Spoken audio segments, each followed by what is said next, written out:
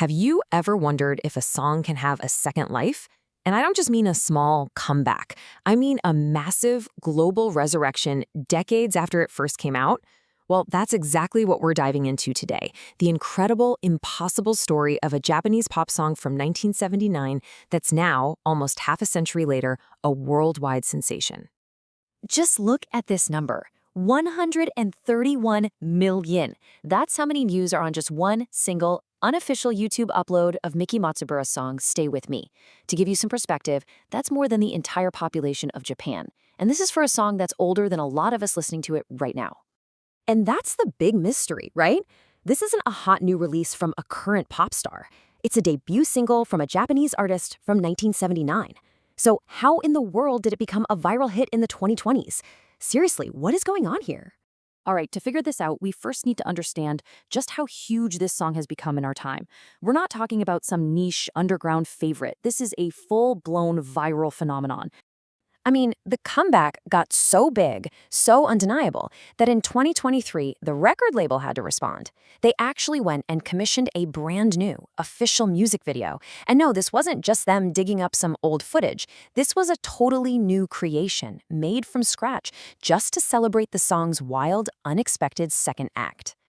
And this is where the story gets really amazing. So that new official video, it's got nearly 5 million views, which is great. But look at that compared to the raw power of that one fan upload. Over 131 million views. It just goes to show you, this whole thing wasn't driven by a marketing department. It came from us, from the people. A completely organic rediscovery.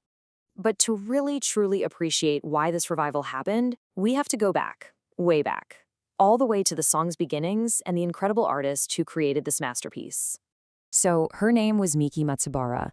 In 1979, she released Mayonaka no Door, Stay With Me, as her very first single. It was a hit in Japan, for sure, but the story could have just ended there. And here's the really poignant part. Miki Matsubara tragically passed away in 2004, long before she could ever see this incredible global wave of love for her music. Now, the song is a perfect example of a whole genre called city pop. The best way to think about it is like the soundtrack to Japan's economic boom back in the day. It's this super smooth blend of Western styles like funk, R&B, and soft rock, but with a vibe that's just unmistakably Japanese. It's funny, it manages to sound both nostalgic and futuristic at the same time, which is probably a huge part of why it hooks us today. And right at the core of it all is a feeling we all know. The Japanese title Mayonaka no Door translates to midnight door.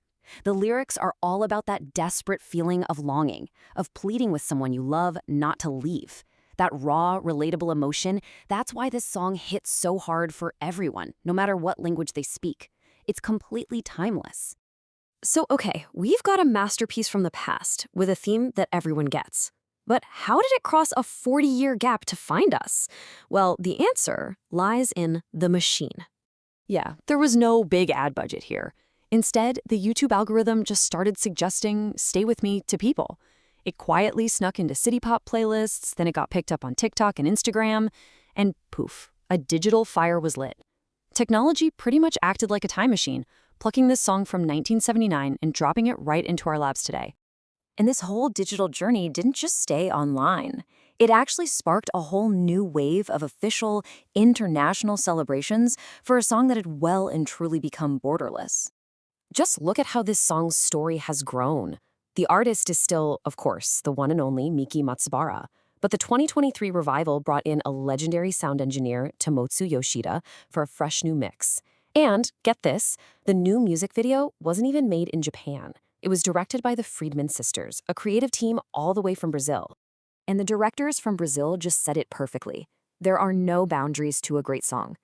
Their passion for this music, coming from the other side of the planet, just shows how universal its appeal really is. It feels like a beautiful tribute from one generation of artists to another, across cultures and across time. So, with the entire world rediscovering this gem, the music industry is now stepping up to make sure Miki Matsubara's legacy is properly celebrated for a whole new generation of fans.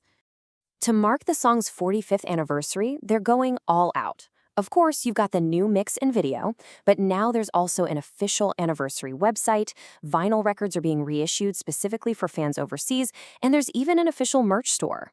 It's pretty amazing when you think about it. What started with fans sharing a song has now become an official part of music history. The story of Stay With Me is just such a powerful reminder that great art never really dies. It just waits to be found again. And in an age where an algorithm can dig through pretty much the entire history of recorded music, it leaves you with a really fascinating question. What forgotten masterpiece is going to be the next one to knock on our door?